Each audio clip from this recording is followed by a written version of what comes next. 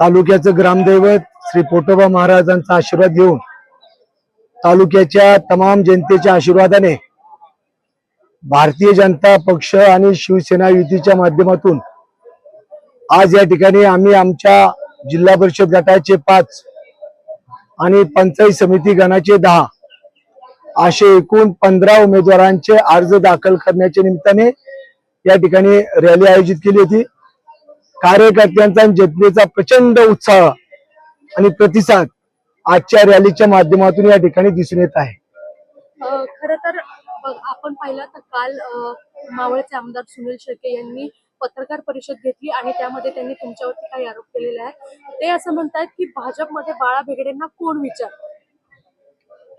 7 तारखेच्या निकालात कळेल आणि राज्याचे मुख्यमंत्री आदरणीय देवेंद्रजी फडणवीस साहेब यांच्याशी असलेला माझा 2010 पासूनचे संबंध त्यांना माहिती आहेत, परंतु मावळच्या जनतेची दिशाभूल करण्यासाठी काहीतरी वक्तव्य करायचं आणि त्याचं त्या ठिकाणी आपल्याकडे फोकस करायचा ही त्यांची प्रवृत्ती आहे।